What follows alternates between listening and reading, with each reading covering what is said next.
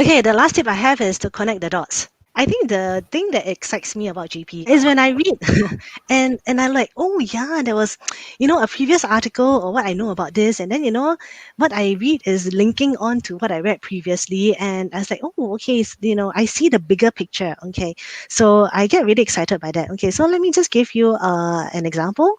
Okay, so this one about how Black people learn not to trust. Okay, so when we talk Yep. about Black people in America, I will tell you that every student can talk about Black Lives Matter, right? They can talk about George Floyd, and then they can talk about the protests, and then but that's just about it because those ideas are in the mainstream, okay, in everybody's consciousness. They know.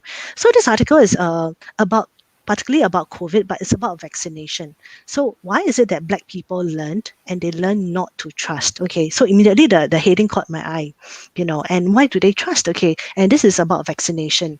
Okay, so it says here, can you see from the title that concerns about vaccinations are unfortunate, but they have historical roots. Okay, so when you look at it, the truth of it is that statistically, okay, can you see here, Black Americans are likely to say they know people who have been hospitalized or they have died with the COVID, okay, as compared to Hispanics, the whites, and the Asian Americans. Ironically, you would think that because they have had interacted with people who had or who know or I mean who have contracted COVID. But over here, ironically, they said that they are less inclined to get vaccinated. And the reason is that for a very long time, they have a very strong distrust of whatever that the government is telling them. So then you go like, why? Isn't this a universal pandemic? And if so, why the distrust? Then you go and see here, okay, actually, I came across this example 2 years ago, but I did not take note of the name of the doctor. And I actually told this to my students, but until I came across this article again just this year, I was like, finally, I found his name. Okay. So this was a long time ago, and how he, as a white doctor, he performed medical experiments on back then slavery was legal. Wow. Wow. Okay. And of course there was no such thing as informed consent, right? Yeah, because they were slaves, and slave was seen as part like chattel, like property. Okay. So he performed a lot of experiments, okay, on an enslaved woman before perfecting his technique. But when he performed it on this woman, he did not use anesthesia. Because back then Wow. they believed that black women could not feel pain because they were not equal to the whites. Wow. Okay. Yeah. So, and then only when he performed it and he was successful, then he performed on white woman. He actually used anesthesia because, hey, white woman, you feel pain. So there were many incidents of all these cruelty and brutality that was inflicted on many generations. And that is why the legacy carries on. Okay. That it is very hard to trust a person in power because of all the heinous things that were done to your ancestors.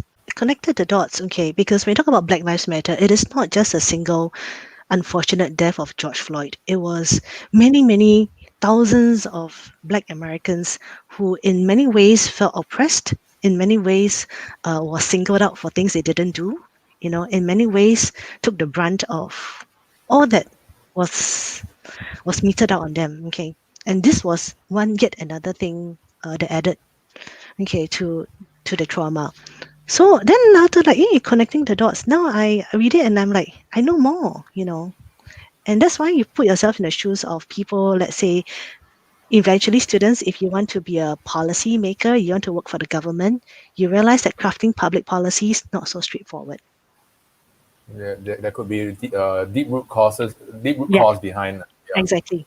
Yeah. So sometimes Right. when we analyze issues, you tend to be more thoughtful as a person and not be so simplistic.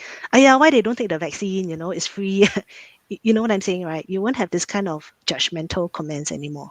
So let's say if a student asks Miss Joey, okay, how can I start to connect dots for different themes or different topics? What are the things to look out for? Number one, looking at the history is important. So actually, under GP, we do cover history, though Wow. not as in depth as a history subject, but you should be okay. So some of the major historical events must know. Okay, for instance, what happened at Tiananmen. Mm. Yeah, okay. Yeah. The Cold War and things like that. So these are things that we do expect students to know. Okay, the good thing is, okay, the internet, there are tons of videos, okay, that you can watch. Okay, so if you have a lot of free time, I recommend History Oversimplified. It's a Okay. YouTube series. One of the ways to connect the dots is to understand history. Okay, so like why is China and Taiwan like they don't like each other and they constantly oppose each other?